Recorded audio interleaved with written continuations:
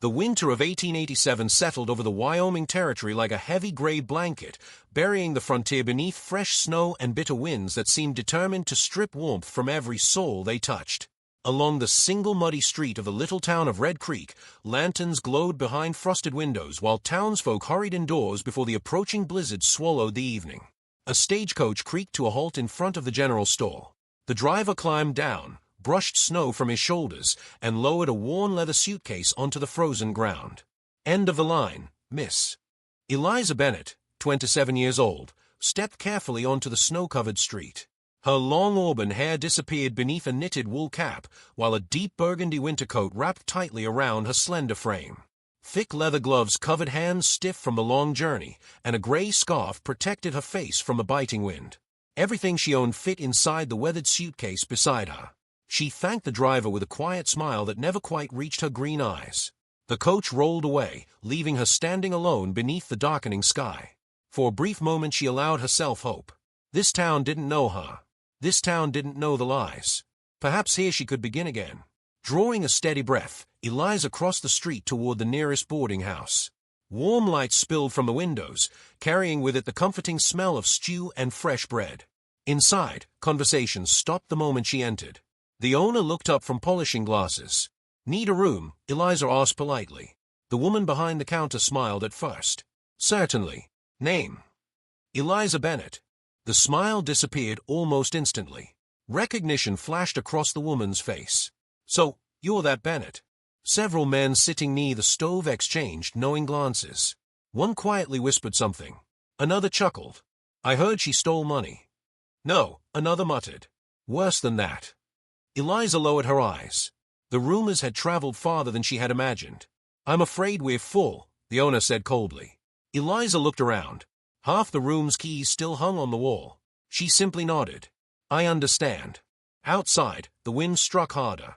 Snowflakes danced across the empty street as she carried her suitcase toward another boarding house.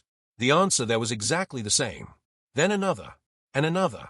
Each refusal hurt a little more than the last. No one asked whether the stories were true. No one wanted to know. They only knew the rumors. As daylight faded, the temperature dropped even further. The townspeople hurried past her, pretending not to notice the young woman standing alone in the snow with nowhere to sleep. Eliza swallowed the lump forming in her throat. Months earlier she had worked as a respected bookkeeper in another Wyoming town.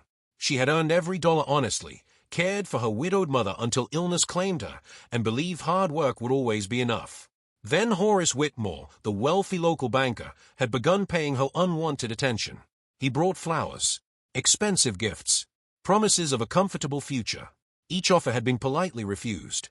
When kindness failed to change her mind, his pride turned into bitterness. Within weeks whispers began spreading through town. Money had supposedly disappeared from bank records. Horace hinted he knew who was responsible. Soon neighbors stopped greeting her. Friends crossed the street to avoid her. People who had trusted her for years suddenly believed she was both a thief and a woman without honor. No evidence had ever appeared. It hadn't mattered. The rumors alone destroyed everything. Rather than spend her life defending herself against lies no one wished to question, Eliza packed her suitcase and left. She had hoped Red Creek would offer a fresh beginning. Instead, the whispers had arrived before she did. The first snowstorm of the season grew stronger. A gust nearly tore the suitcase from her hand. Across the street, a tall cowboy guided a magnificent white horse toward the hitching post outside the general store. He looked about 31, broad-shouldered, with dark brown hair lightly dusted with snow and calm gray eyes that noticed far more than he ever spoke aloud. His weathered dark olive ranch coat and worn leather gloves showed years of honest work rather than wealth. This was Luke Carter. He had come to town for winter supplies before returning to his ranch several miles beyond Red Creek. As he secured the saddle, he noticed the young woman standing alone beneath the falling snow. She wasn't asking anyone for charity. She wasn't begging. She simply stood there clutching her suitcase, trying to hide the quiet heartbreak in her eyes. Nearby, two townsmen laughed. "Looks like nobody wants her." Probably for good reason. Luke glanced toward them but said nothing. Instead, he walked across the snowy street until he stopped a respectful distance from Eliza. For several quiet seconds neither of them spoke. Finally, Luke looked at the gathering storm, then back at the exhausted young woman. His voice was calm and matter-of-fact. "I have a spare room." Eliza stared at him, Satan she had misunderstood. He repeated himself just as simply. "You'll freeze out here before morning." The words struck her harder than any accusation ever had. Not because they were dramatic, but because they were kind. For the first time in months, someone had looked at her without suspicion. Her lips trembled as tears filled her eyes. She turned her face toward the falling snow, struggling to keep them from spilling over. She could barely hold them back. The journey to Luke Carter's ranch passed in near silence. Snow drifted across the narrow trail as the white horse carried supplies while Eliza rode beside Luke on an old ranch wagon. The wind still howled across the open prairie, but for the first time in many weeks, she no longer feared spending the night in the freezing cold. Luke never questioned the rumors. He never asked why the town refused her. Instead, he pointed toward a cluster of buildings appearing through the falling snow. Home. The ranch wasn't grand. A sturdy log house stood beside a weathered red barn, with smoke rising from the chimney. Corrals stretched across the snowy pasture, where cattle huddled together against the cold. Everything spoke of honest labor rather than wealth. As soon as they arrived, an older cowboy emerged from the barn carrying a lantern. His gray beard was dusted with snow, and deep wrinkles framed sharp blue eyes. "This the traveler?" he asked. Luke nodded. "Silas, this is Miss Eliza Bennett. She'll be staying for a while." Silas Boone studied her for a long moment. Rumors had already reached him, but he trusted Luke's judgment more than gossip. He tipped his hat politely. The simple greeting caught Eliza by surprise. No suspicion, no mockery, just respect. Inside the ranch house, warmth wrapped around her like a blanket. A fire crackled in the stone fireplace, filling the room with the comforting scent of burning pine. Luke showed her a small upstairs bedroom with a neatly made bed, a rocking chair beside the window, and a handmade quilt folded carefully across the mattress. "It isn't fancy," he said. "It's perfect," Eliza whispered. Before leaving, Luke paused at the doorway. "You don't owe me explanations." She looked at him in surprise. "When you're ready to tell your story, I'll listen." Then he quietly closed the door. Eliza sat on the edge of the bed. Months of fear, loneliness, and humiliation finally overwhelmed her. She covered her face with trembling hands and cried, not because she was broken, but because someone had offered kindness without demanding anything in return. The following morning began before sunrise. Eliza awoke to the sounds of boots crossing wooden floors and horses nickering outside. Rather than remain a guest, she dressed quickly in a forest green wool dress, a cream blouse, and a dark brown apron before making her way downstairs. She found Luke preparing breakfast. "You should rest," he said. "I've rested enough." She gently took the coffee pot from his hands. "If I'm staying here, I intend to earn my place." Luke smiled faintly. "I suspected you'd say that." Over the next several days, Eliza quietly became part of the ranch's daily rhythm. She cleaned the house, mended torn shirts, prepared hearty meals for the ranch hands. When she discovered stacks of unpaid invoices and scattered account books collecting dust inside Luke's office, she asked permission to organize them. Luke shrugged. "If you think you can make sense of that mess, be my guest." She smiled for the first time in weeks. Numbers had always made sense to her. Within days, she balanced months of neglected records, uncovered forgotten payments owed to the ranch, and reorganized every ledger into neat order. Silas watched in amazement. "Never seen books behave themselves like that." Luke laughed softly. "Neither have I." The ranch slowly began running more efficiently. Supplies were ordered on time. Expenses dropped. Profits quietly improved. Eliza never boasted. She simply worked. Word gradually spread through neighboring ranches that Luke's struggling operation had become unusually organized. Meanwhile, the townspeople continued whispering. Some claimed Luke had been fooled by a pretty face. Others insisted Eliza would eventually steal from him as well. The gossip reached Red Creek's bakery, where widow Martha Ellis listened with growing doubt. One afternoon Luke stopped by for flour. Martha asked carefully, "Is the young woman truly what people say?" Luke looked directly at her. "I've seen nothing but honesty." His answer lingered in Martha's thoughts. Several days later she visited the ranch with fresh bread. She expected awkwardness. Instead she found Eliza teaching one of the younger ranch hands how to write a proper letter home to his parents. The young man grinned proudly after finishing.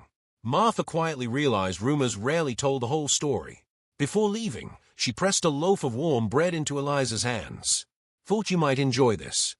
It was another small kindness. Another crack forming in the wall of suspicion surrounding her. As winter deepened, Luke and Eliza spent long hours working together. They repaired broken fences buried beneath snow, checked cattle after storms, shared quiet cups of coffee before sunrise. Some evenings they sat beside the fireplace discussing books, family, and dreams neither had spoken aloud in years. Luke learned that Eliza loved accounting because her late father had taught her that every honest number told a true story. Eliza discovered Luke had inherited the ranch after losing both his parents within a single harsh winter. Since then, work had become easier than loneliness. Neither spoke of romance.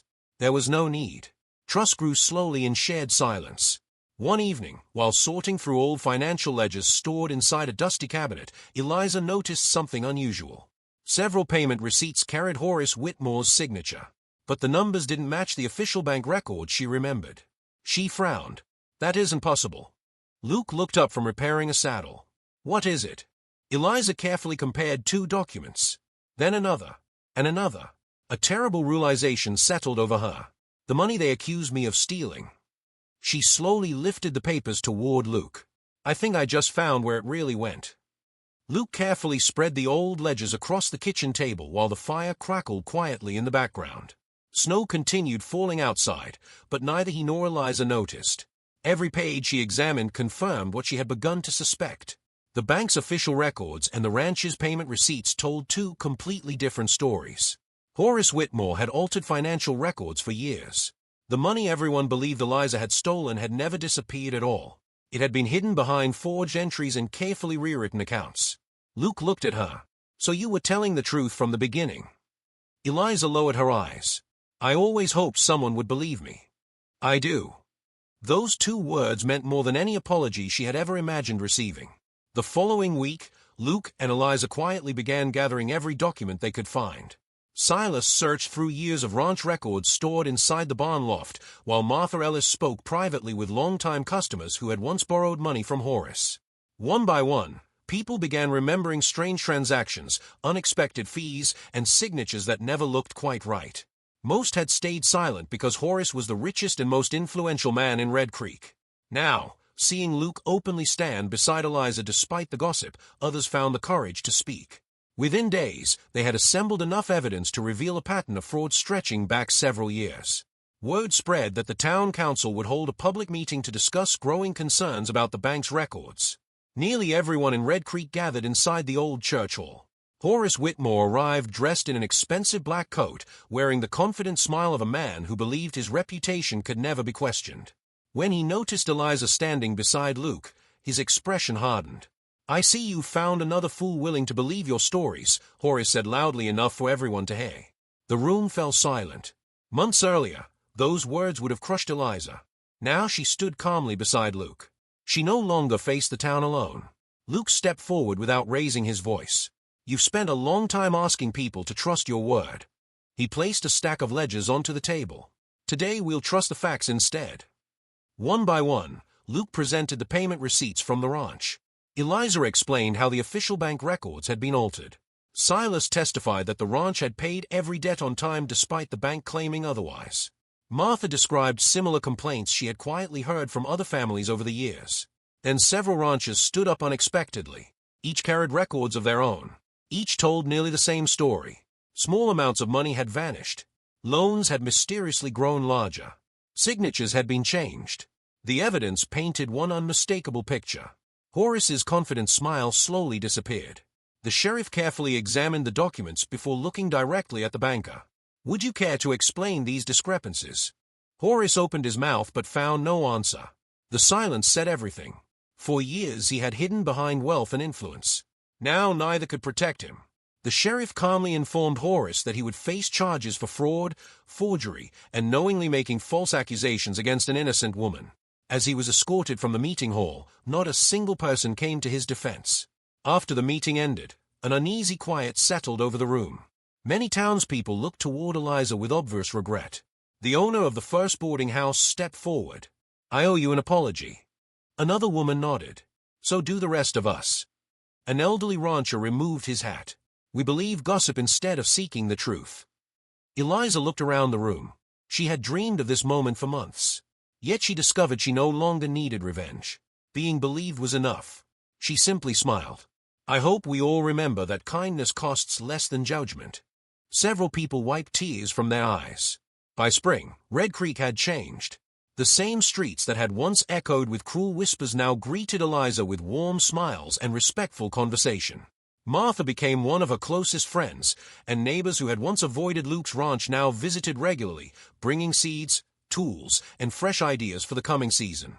With Eliza managing the ranch's books and Luke overseeing the livestock, the ranch flourished like never before. Their success came not from luck but from honesty, hard work, and mutual trust. One evening, as the last snow melted across the prairie, Luke and Eliza stood together on a hillside overlooking fields beginning to turn green. Luke smiled quietly. "You know." She looked at him. "The day I offered you that spare room, I wasn't trying to rescue anyone. No. I just couldn't leave a decent person standing alone in the cold." Eliza's eyes shimmered with emotion. "You gave me far more than a room. You gave me my life back." Luke reached for her hand. This time she didn't hesitate. Months later, surrounded by friends who had become family, they were married beneath a bright Wyoming sky. Together, they built not only a successful ranch but also a home known throughout the territory for its open door and generous welcome. Then one snowy evening, another weary traveler arrived carrying nothing but a battered suitcase and uncertainty in their eyes. Eliza opened the front door, smiled warmly, and glanced toward Luke. He smiled back. Then, with gratitude for the kindness that had once changed her own life, she gently said, "We have a spare room." And in that simple invitation, the story of compassion came full circle.